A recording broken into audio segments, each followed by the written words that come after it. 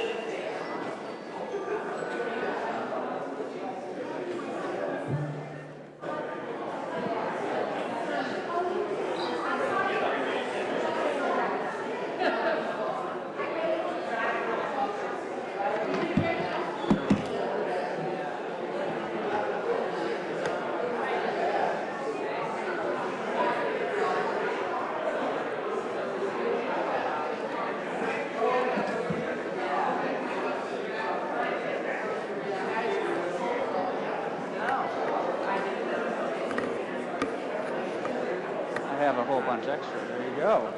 You're welcome.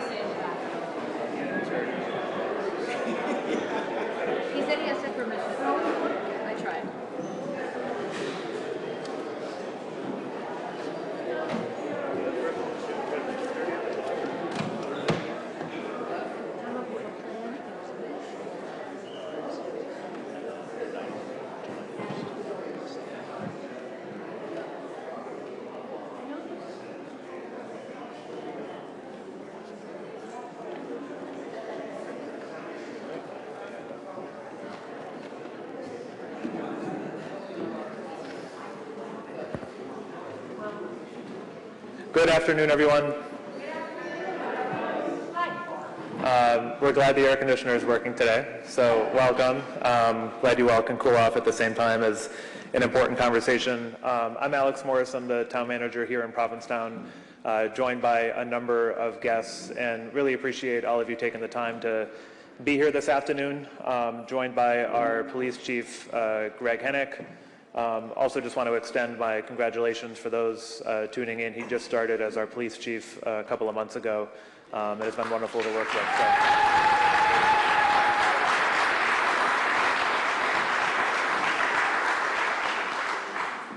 We have our Sergeant Detective, Jen Nillette. She's also been our Civil Rights Officer for the last 8 years. Thank you.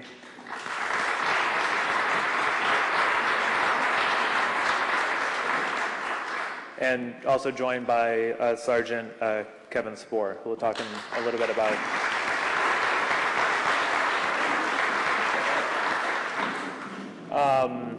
Also want to thank, I think we have a couple of select board members here, select board member John Golden and select board member Leslie Sandberg. Thank you for joining us this afternoon. And also want to thank Dan Ravello, our assistant town manager. He's been incredibly helpful with communication throughout the last several days.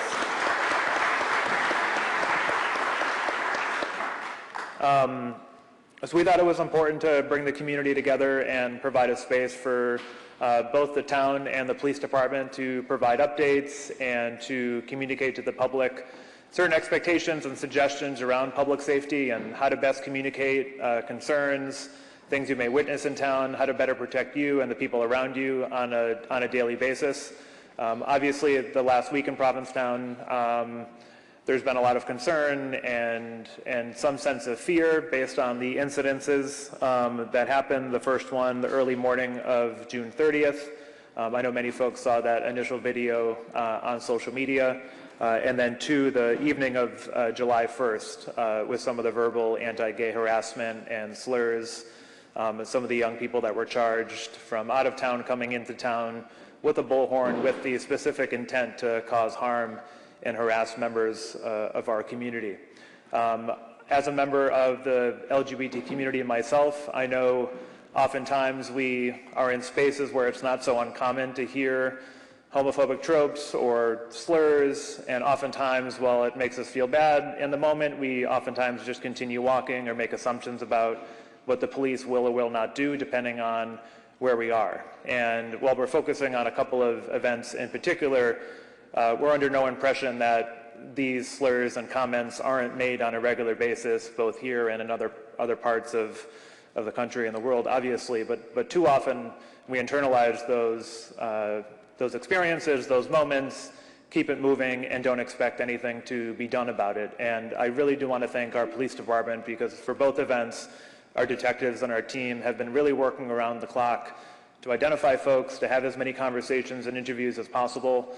We're not going to be able to answer every specific question and give details on every specific interaction or witness or things like that, but we do pledge to be as transparent as possible, as we have been over the last week plus about these events. And when we can provide more information about the specifics and follow up the results of an investigation, we'll be sure to make sure that our public knows as much information as possible. So we do make that commitment to all of you, even if our police department can't answer every specific question. On the second event, as I alluded to before, our police department acted quickly. In the second event, there were two reports into the police department quite quickly.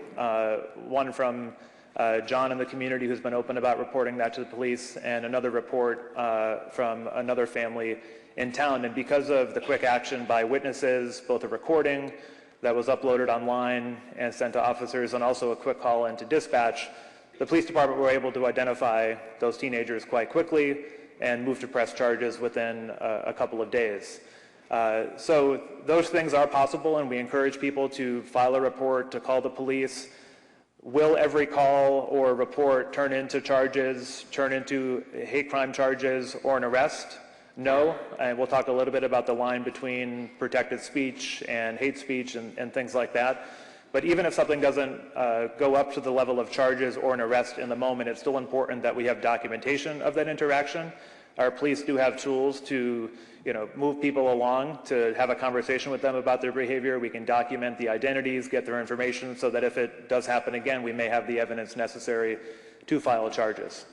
So I just wanted to put that out there. You'll hear more specifics. I'm not a public safety police officer expert, and we have a lot of great people in town that are, and I just want to thank them for all of their work. And we're in Provincetown, and I've gotten a lot of questions over the last week. How does it feel for something like this to happen in Provincetown? Isn't it a haven? And I thought it was really great that over the last several days that we haven't let this series of events dim the light of people in Provincetown. I saw a lot of joy over the last few days, and I think it's important that despite what we're up against oftentimes with the national dialogue and the demonization of vulnerable groups, that we're still able to smile and to laugh and to enjoy each other's company. And I think that's the most important thing we can do is, yes, remain vigilant and be communicative, but also make sure that we share in the Provincetown experience that people have come to appreciate both as residents and visitors here. And it's really important that we maintain Provincetown's reality and reputation as a welcoming place for all communities, not just the LGBT community, but I think we've become a model for how different demographics and ages and generations and abilities can coexist without demonizing one another, and I think it's important we continue to get that message across. So with that, I just really appreciate you all taking the time. I'm sure I'll be back up here at some point, but I do want to pass it to our Chief of Police. We'll hear from him about the events over the last week. As I already mentioned, a couple other members of the police department, and then we'll provide a space and opportunity for folks to ask questions or share thoughts or feelings this afternoon. So thank you again for coming, and I'll introduce Chief Hennick.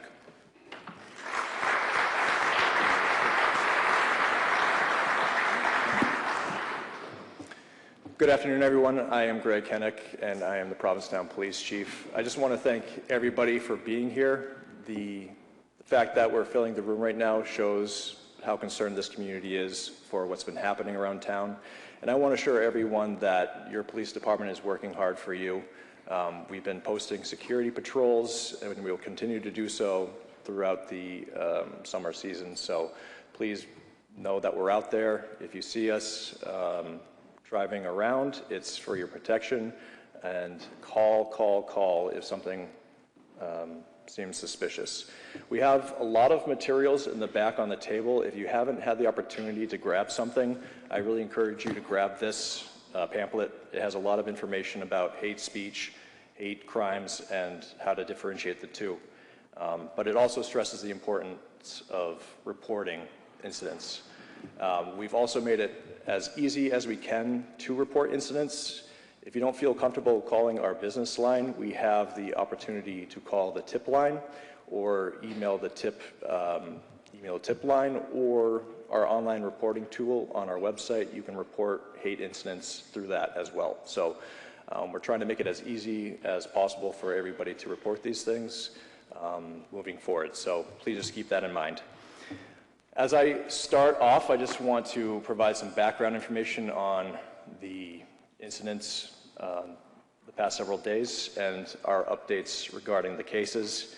As previously stated by the town manager, I'm not going to be able to answer a lot of questions or talk about specifics, but I just want to keep you informed about what's currently happening and to ensure that you know we are still working on both cases.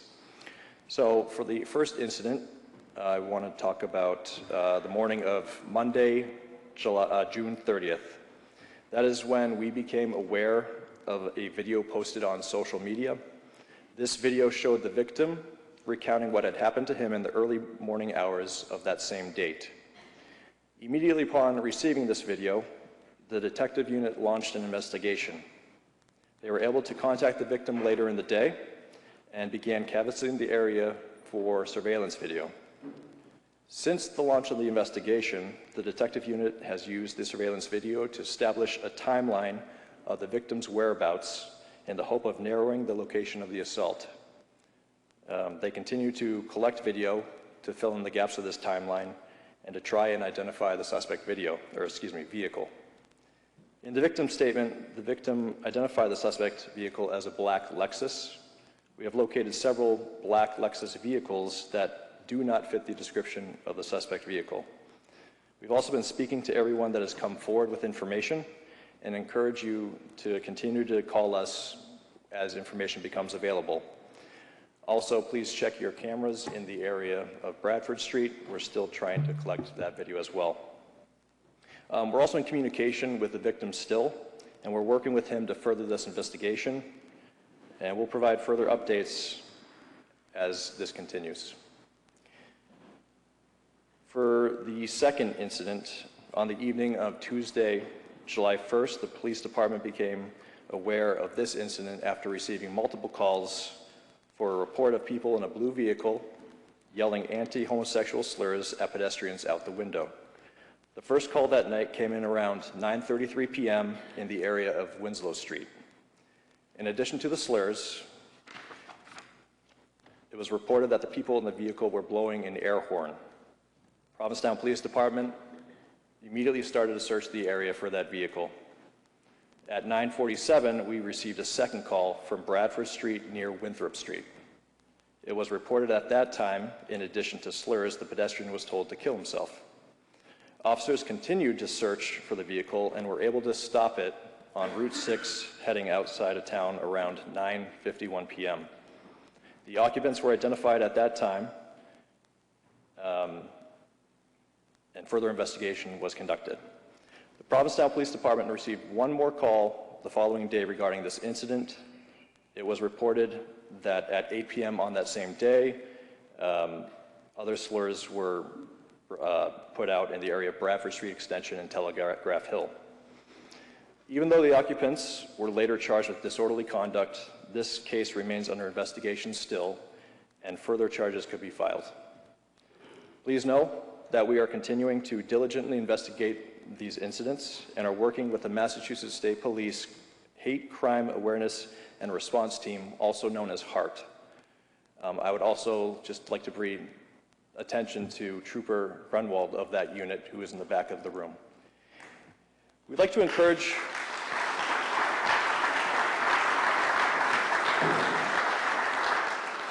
as I previously stated, we'd like to encourage the public to call the police department should you experience a hate incident in Provincetown, so that we can address these concerns as soon as possible. Incidents may also be reported using our tip line, our tip email, and our online reporting tool. So keep that in mind as we move forward. Please, if you have a chance, grab this brochure. I want to read some of the material for you, but before you leave today, grab one so you can reference it yourself. So in this brochure, it talks about what a hate crime is. In Massachusetts, a hate crime is a criminal act such as an assault, vandalism, or threats that are motivated by prejudice or bias, targeting someone based on their race, ethnicity, religion, sexual orientation, gender identity, disability, or another protected characteristic. What is not a hate crime? Not all hurtful or hateful acts meet the legal definition of a hate crime. Examples include hate speech, such as offensive comments, unless it includes a direct threat or is tied to a criminal act. Discrimination in housing or employment, which may be addressed under civil rights laws, but is not a criminal hate crime. And let me explain why reporting matters. All right, reporting bias-motivated incidents, even if they are not hate crimes, is important because it helps us investigate potential crimes. It also allows us to identify patterns of hate and respond appropriately. One of the elements of a hate crime is bias, and the way we prove bias can be through previous incidents. So the sooner we get this information in a report, the better it is for future prosecutions. And ultimately also strengthens community trust and safety. The fact that you're all here today shows that you are all interested in community trust and community safety, and I really appreciate you being here. I would like to now introduce Sergeant Kevin Spohr.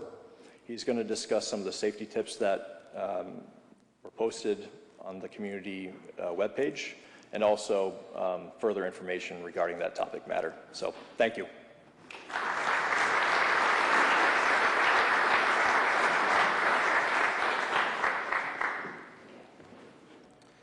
Good afternoon, everyone.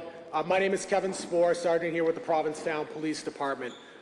So in the police department, I serve a couple functions. One of the main ones is training, and training for our officers to keep the community members safe as well as themselves.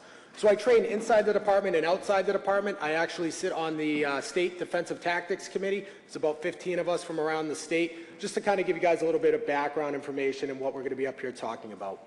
So safety really is everyone's priority, right? And obviously it's our main priority, but it really starts with you.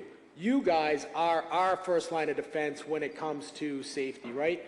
And we rely on you and your reporting for us to become aware of situations. Kind of like Chief Hennick was just talking about, when you become aware of an incident that's happening, well, it needs to get reported to us, right? So we can then further investigate and ensure that you get the safety that you need and we can do the follow-up that we need.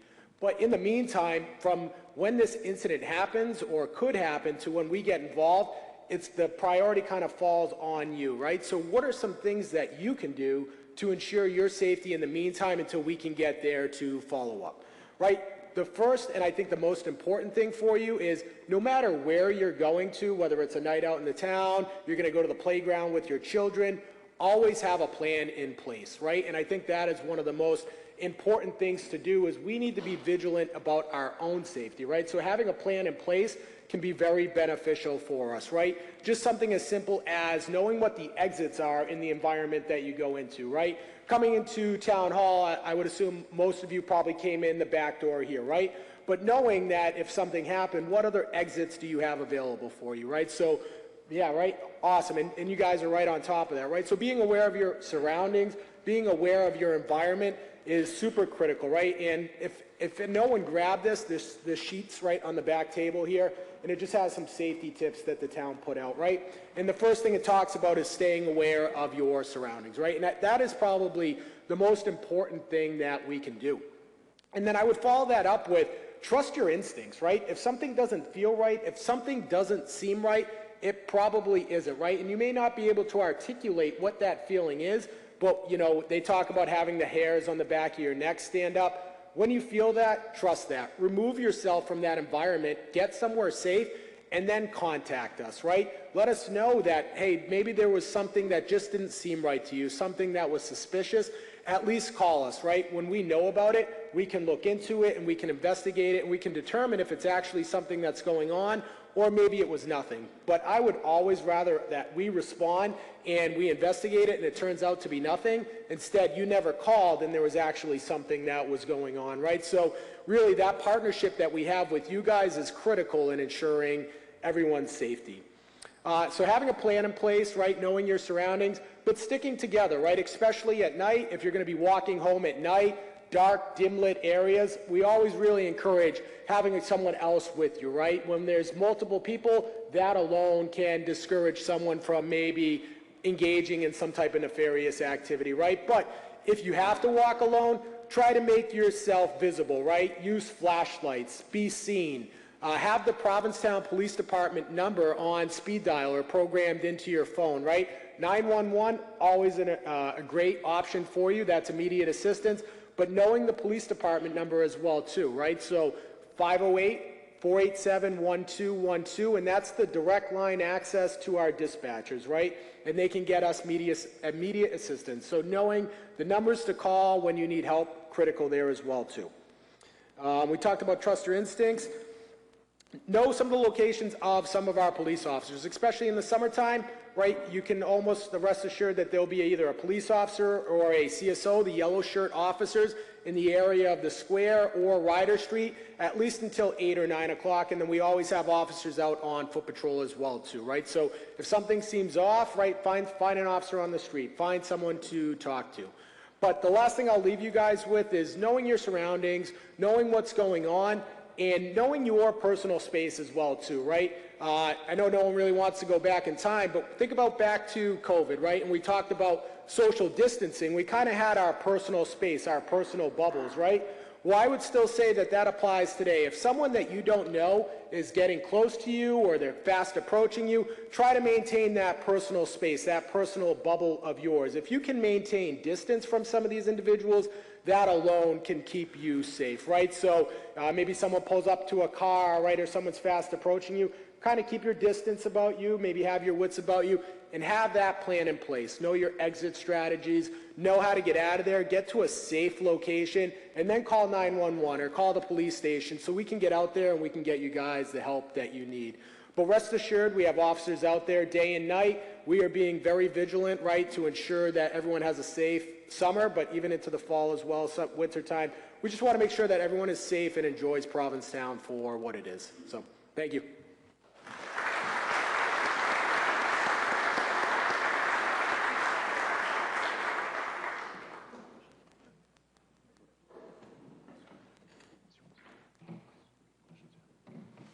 Thank you, Sergeant. I do want to remind or let folks know that we are, this isn't being live streamed, but it is being recorded. And so I wanted to let that know before people participate in the discussion, just not to catch anyone off guard. So it is being recorded and will likely be available online for folks that have reached out and weren't able to be here this afternoon, and important information that's valuable for others to have access to, even though they couldn't make it today. So we do have 2 microphones up on either side of the room, and if folks have questions that they'd like to share, feel free to come on up if you don't mind identifying yourself if you feel comfortable. And then I know I'm up here and members of the police department, and we'll do the best we can to respond. We realize everything may not be a question.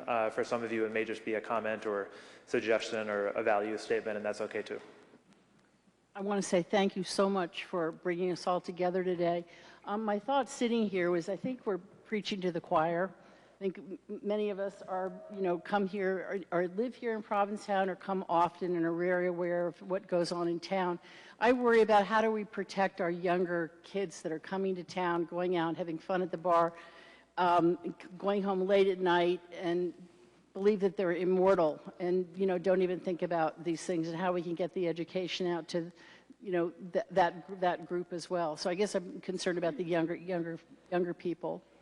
And another concern was, what if there's somebody that's coming into town that's doing the mass destruction that we've seen in the news over, past several years of, just coming in with a high-powered rifle.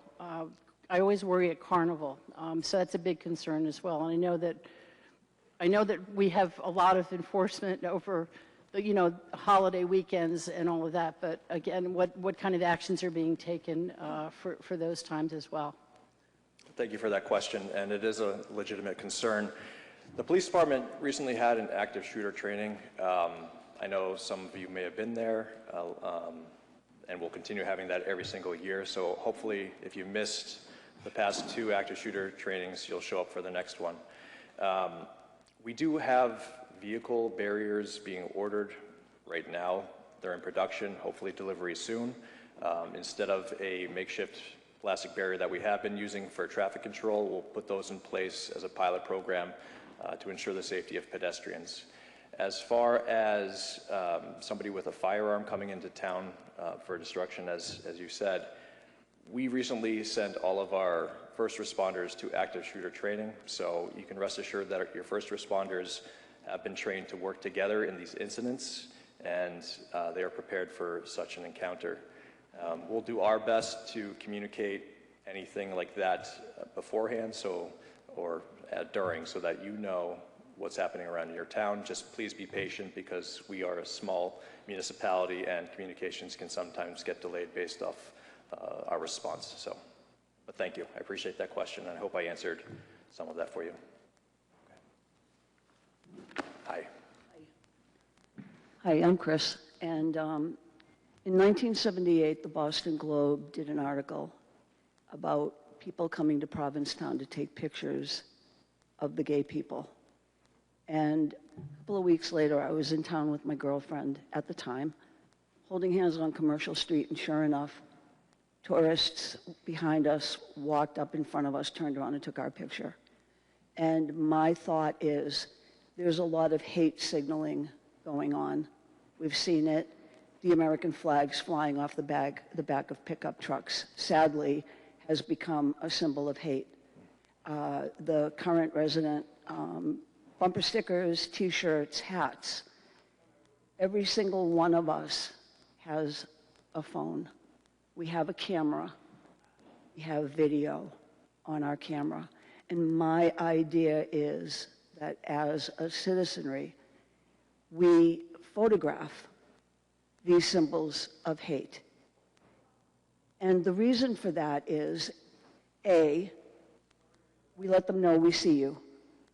B, we let them know we are not afraid of you. And C, if there is a hate incident, perhaps one of us will have evidence on our phone of that vehicle, that license plate number, that man, that woman, whatever.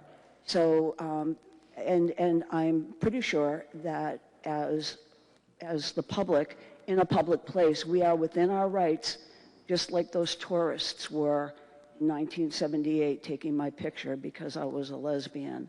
We are in our rights to take pictures of this hatred signaling that is becoming more and more present in our day-to-day life.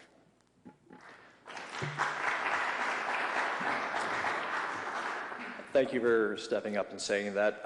The only cautionary piece I want to add on to that is if something is actively happening to you and you choose to take video or something like that, it could be a delay in contacting us. So I just don't want people to get in the habit of thinking that they need to record something as opposed to calling us for immediate service. So please don't delay in calling us, and only do something like that if it's safe to do so.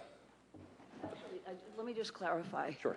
So I'm not talking about an incident happening. I'm talking about people walking down the street with their Trump shirts on, their Trump hats on, their trucks with their bumper stickers on the back, you know, any hate symbol, that we photograph it. I'm not talking, I certainly would not suggest that we sit there and start photographing someone getting beaten up. I know I wouldn't do that. I'd jump in and start Yeah, I'm sorry, I didn't getting them back, but. I didn't mean to insinuate you were saying that. I just wanted to add that as a Yeah, comment. okay, and I just wanted to clarify. Thank you very All right, much. thank you. Hi, my name is Myra Slotnick. I wanted to ask if the department or the town is creating any messaging to ward off hate and violence here. Like, what are you doing in order to message after these incidents that hate is not welcome here, or some kind of messaging where that is concerned, to not wait for an incident again to happen? So I know in the initial messaging, we had talked about how Provincetown is a place for no hate. And I know that's a continuous message put out by the town. I don't know what public information campaign we're going to be putting on in the future, but that is consistently our message in all of these incidents as we've been going forward. Thank you, Chief. And I would just add that the biggest message that we can do is take action. And that's what we're attempting to do. It would have been easy for many police departments just to, slap these teenagers on the wrist and tell them to go about their day. But we wanted to make sure we went the additional step to press charges. And when the chief says that there's disorderly conduct, we are looking at civil rights and hate crimes charges as a possibility as well. And we want to charge them to the full extent of the law. And that has been widely reported, both locally, regionally, and nationally, as they've reached out to hear more about what's happening here in Provincetown. So the more we can get the message out that when these things happen, even if not physical but verbal, if the police department is taking swift and consequential action, that's one way that we can get our message out, that it's unacceptable for anyone to do that, but particularly for people who are coming from out of town into town with the specific purpose of causing harm. So we'll obviously continue to have conversations about what that messaging is. Obviously, Provincetown has a reputation for being a safe and welcoming and inclusive place, and we'll do everything we can to keep it that way. We have a well-funded tourism department that helps us get messages out both to visitors, both day trippers and longer-term seasonal visitors, and so we can use those channels and some of those resources to make sure we get that message across. But first and foremost, I think it's the actions and the responses and the prevention that our police department and the town do that's going to be the most powerful statement and message that we can put out.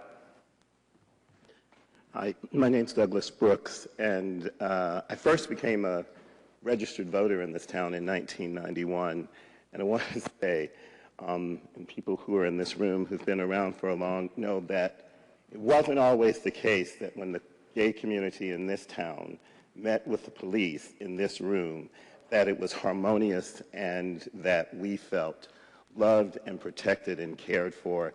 And so really all I have to say to the town manager, to you, Chief Hennick, and to your team is thank you for demonstrating that our lives matter. Thank you.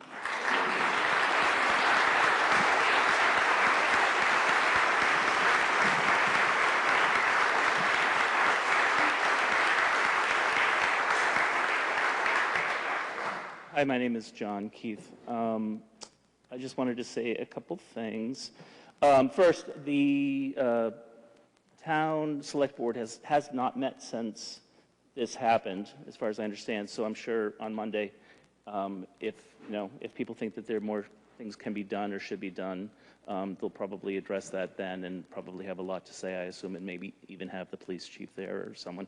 Also, there have been a couple comments online, and I'm just curious how the police department would respond to the very few people who are questioning the description of the events on the night where there was a violent attack, because I believe there has been very small amount of skepticism, which is always the case with anything that happens, even in front of you. But I understand it's an active investigation, but what would you say to those people?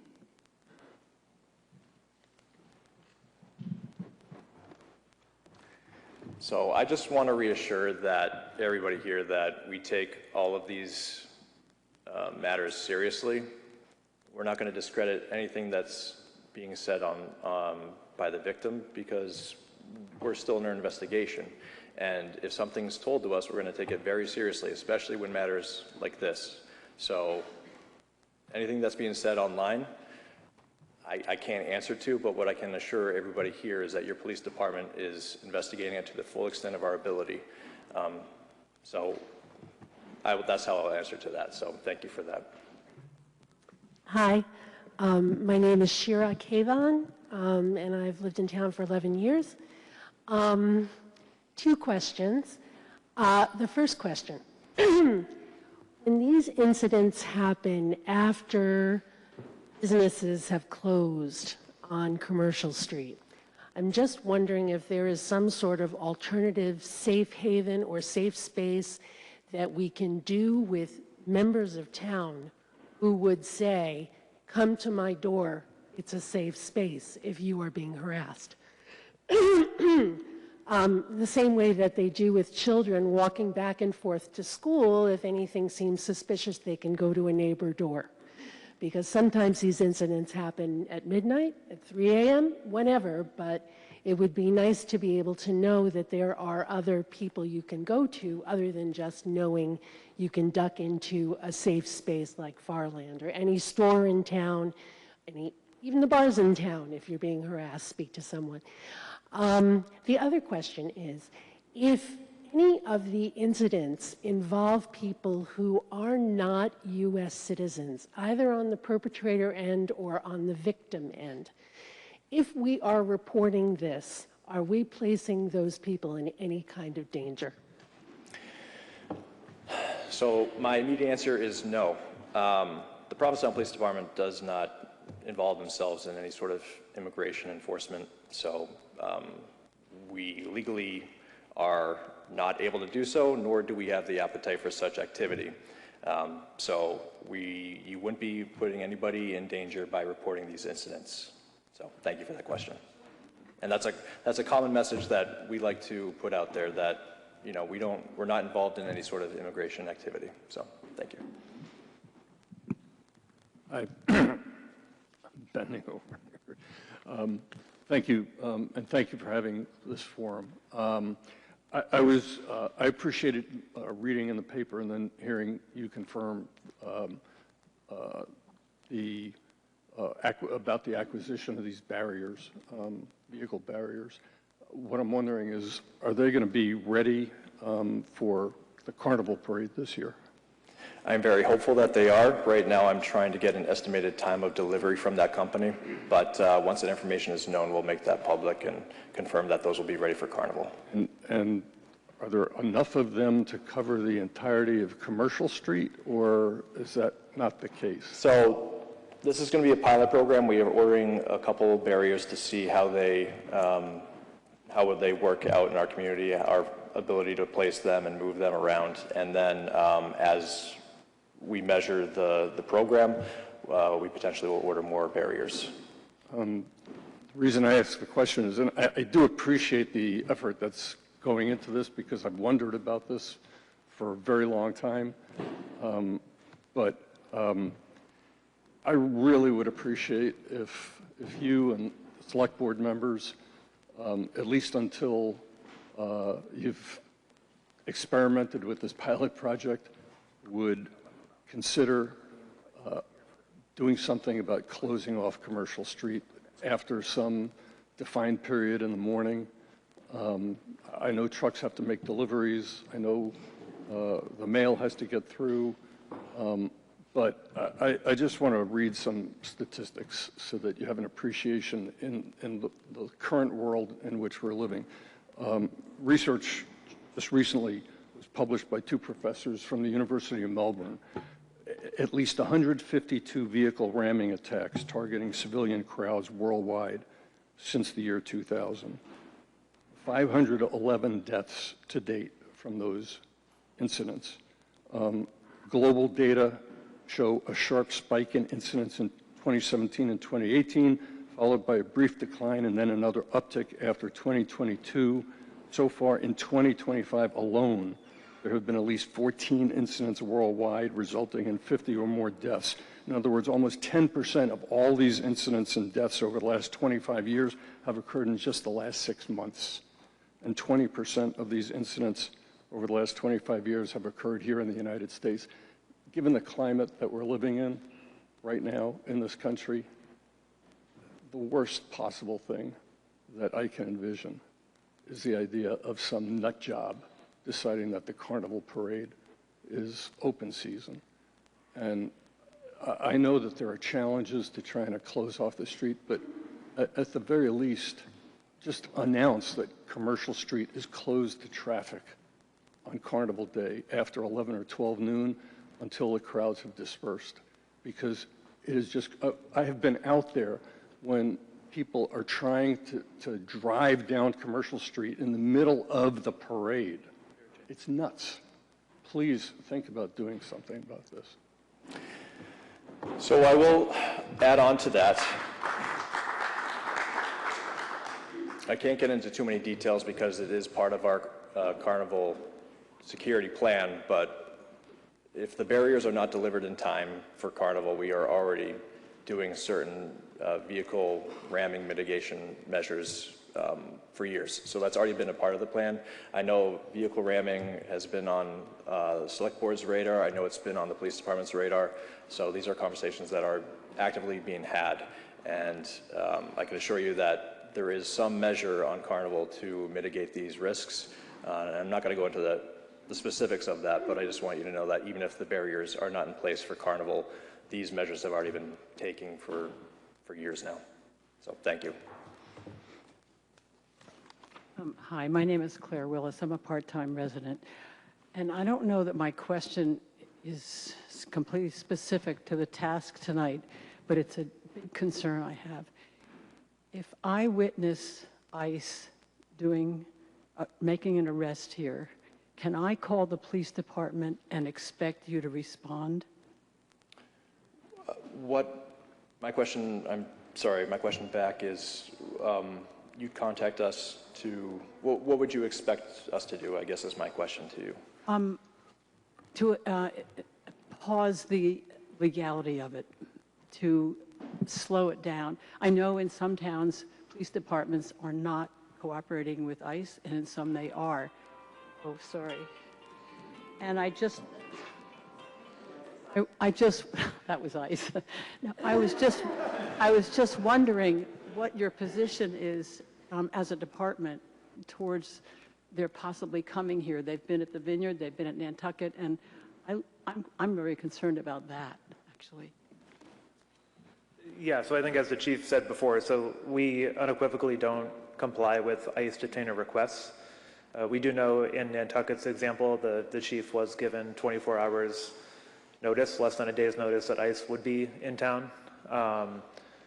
So our police department would not assist. I know in Worcester there was quite a stir because the police department itself was actually assisting ICE with some of the apprehensions and arrests. That will not happen in Provincetown.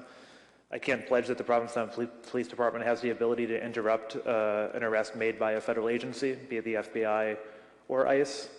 And I also do want to caution the public, as I did a few weeks ago, to posting on social media that you definitively know that ICE is in town when they're not in town. It incites a lot of fear among a lot of people in our community, and I think we have pledged to be communicative with the public, and we have worked with the PPG and the business community, and the chief has been at these meetings with business owners and their staff, and some of our workers on visas as to what they can do to protect themselves, what their legal rights are, and we're trying to educate as many people as possible as to what their rights are in those situations. And so I just want to say that you will not see the Provincetown Police Department cooperate with ICE. In the event we do get notice, then we'll make sure to communicate that to businesses and do what we can to protect the people in our community.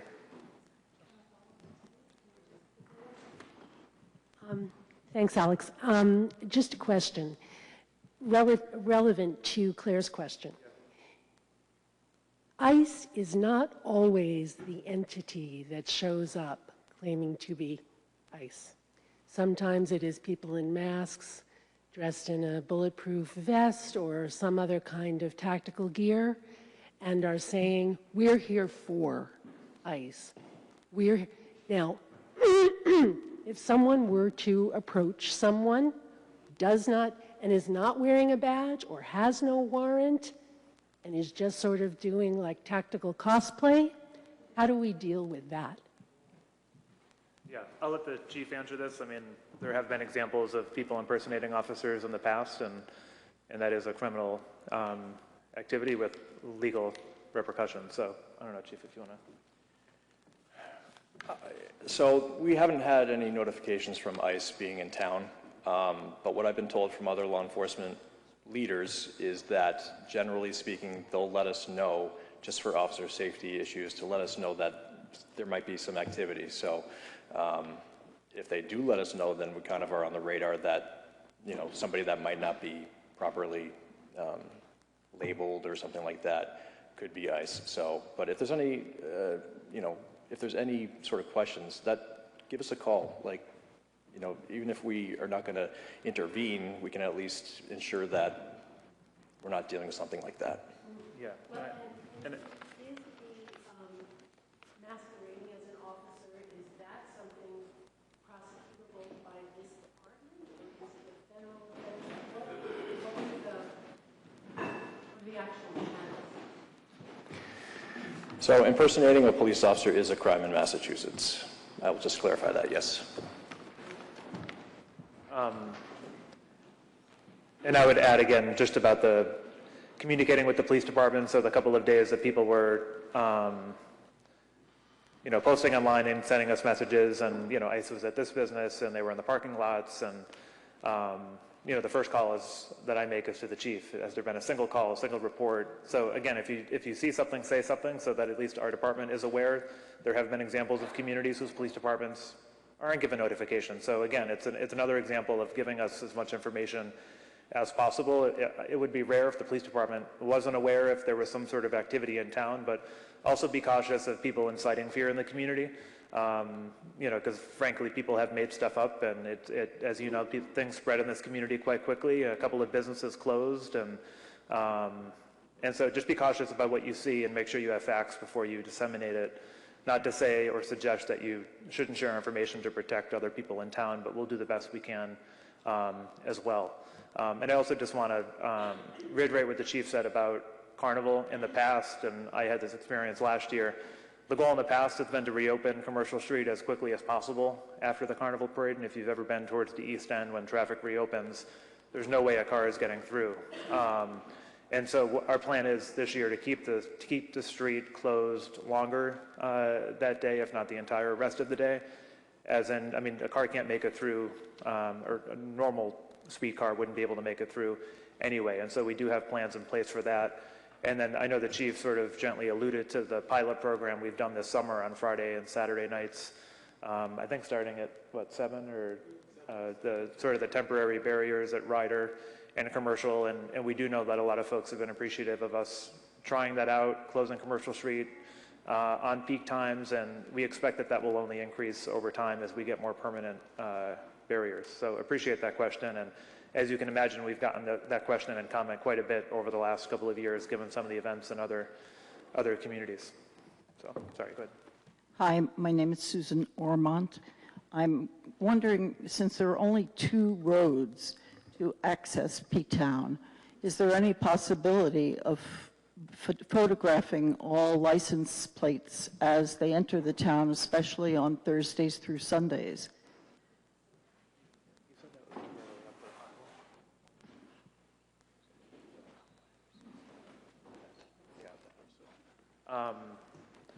So this is actually something we've discussed over the last week, given that we imagine that most communities and police departments would be, it's an ideal scenario in one way. I mean, there's pros and cons, right? It's an ideal scenario in that there's really one way in and one way out. And so it does provide us an opportunity to get license plates coming into town and out of town, and would enable the police department and other authorities to get information quickly. You know, when the chief and I talked about it last week, there are a couple of one-off examples when that was sort of utilized on a temporary basis. For example, when Kamala Harris came to town, I think the Fed set up cameras in and out. And so it's certainly not out of the question. Obviously, we'd want to address concerns that it's, you know, focused on license plates and identification. It's not facial recognition software or some sort of profiling device, but that it is a public safety mechanism. But because you brought it up, it is a conversation we're having internally about the potential implementation of that, given the opportunity it presents the department to quickly identify if folks are engaging in criminal activity. They have to head out of town at some point, and we have a real opportunity to identify who that is via license plates. And so I think we're in support, and it's a conversation we'd have to have with the select board and around policy, but also funding. And so it is important, and it's something that we will continue to have a conversation about, and we imagine there'll be questions and concerns, and we won't really suggest that or recommend that until we're able to answer all of the questions about how we advance that. Does help in finding the black Lexus or anything of that sort? Yeah. Well, thank you. Agree, thanks. Hi, Chief. My name is David Wilson. I just want to lift up race. Certainly, it's another layer of concern as we think about walking the streets and the target that we all feel. So I guess my question is, going forward, what's the kind of training that you have around race, along with LGBT for sure, but around race and how your department interfaces with those of us that are here year-round, come in just for tourism, or are here just for the day? So it's a question more around training going forward. Maybe you can help me clarify the question. So training regarding race relations, or? Race relations certainly would be the umbrella, but on a day-to-day basis, how do you feel like your team should be working with us as individuals? I know there are times when I'm not sure if I should stop and talk to a police officer, or if I just kind of should take it myself, whatever the situation was. So I think it's more around how we communicate and how your team will communicate with us, especially since we are in such few numbers. I see. Okay, thank you. So I will say that over the past several years, our police department has had some training regarding procedural justice, community engagement, and they talked about certain things like that as well, race relations and you know, anti-profiling. So we do have a policy that talks about profiling, and we do checks of that sort of data every single year. I'm part of the Martin Luther King Action Team, so I meet probably around quarterly to talk about regional race relations, and that conversation has been pretty beneficial for us to let everybody know that, you know, the Provincetown Police Department is committed to better relations with the public, no matter who they are. So a lot's happening, and the training will continue as moving forward. So I can assure you of that. So thank you for your concern.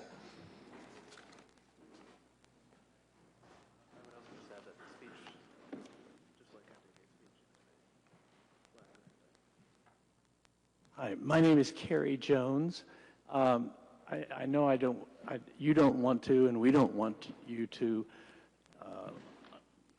undermine in any way your investigation or potential prosecution of any suspects.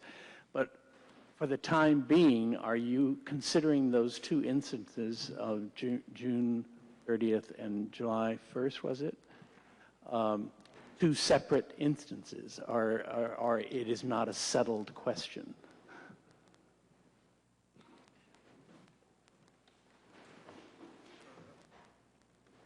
Sir, thank you for your question. I'm the detective sergeant here in charge of the investigations. We're exploring all options with investigations, and I'm sorry I can't tell you more about it at this time, but any tips that you guys have, please keep them coming forward. Either call me or do the tip line, and again, I'm sorry I can't share anything about active investigations.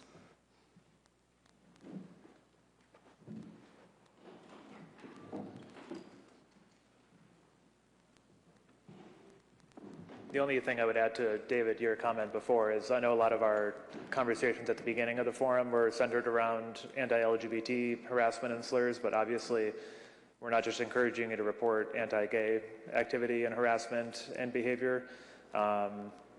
Any sort of hate language, be it directed at Black and brown people, people of color in our community, do let us know. We know we had the Frolic weekend a couple of weeks ago. It was great to see that event growing every year, more and more people of color coming to Provincetown and feeling welcome and discovering it. And I think it's a real opportunity for the town to continue improving relationships. And so I just want to specifically say that don't just report anti-LGBT, but any protected group in our community deserves police protection, and that's why they're here. So, good. Hi, my name is Stephen Abbott. I've been coming here for over half a century. Love it. My question is about protecting ourselves. I talked with a mother today who has one Chinese daughter and one son who's trans, and she's actually gotten them mace. I lived in San Francisco when we were actually arming ourselves with mace to be able to feel comfortable to go out and walk on the streets. And I'm wondering if there's anything in that realm of being more proactive about protecting ourselves. And thank you for being here.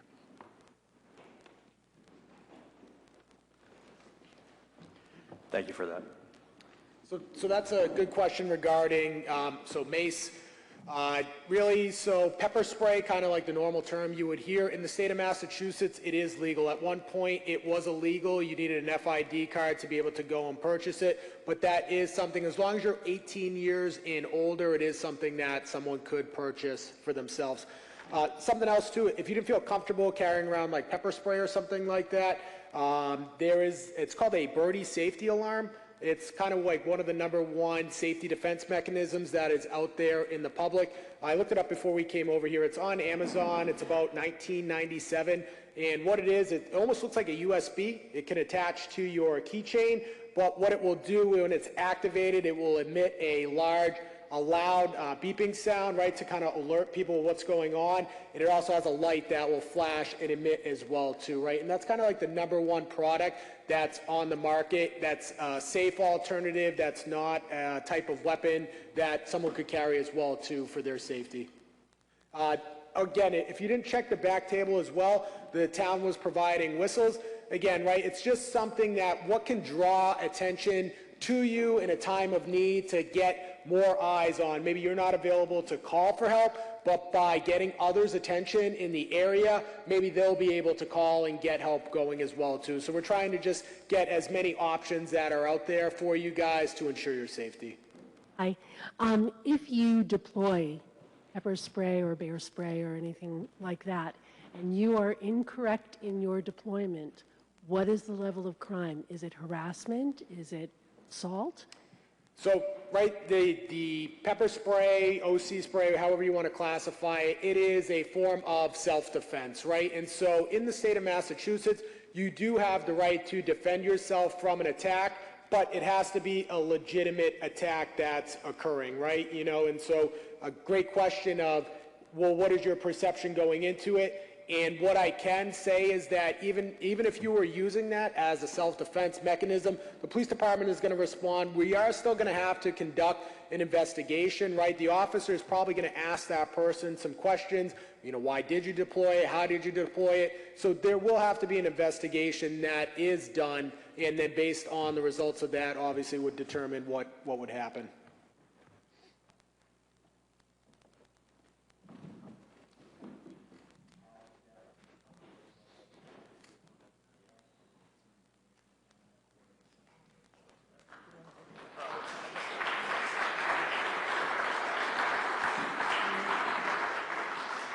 We don't have enough information to share it today, but one of the things Kevin has also suggested for possible follow-up is some sort of self-defense training or activity that people could opt in if they wanted to participate. So we'll follow up with the public on that as well as another option.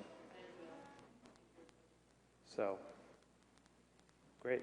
All right, we'll do one more question. Come on up. It's okay, take your time. I'm Brian Michael, and I'm a year-rounder, and I think it's great that there are more police out in the streets, especially in the evening, because if people see you, then we know we can go to you and say, hey, there's an incident down there, and it makes us feel safer. So thank you very much. Appreciate that. Thank you, Brian.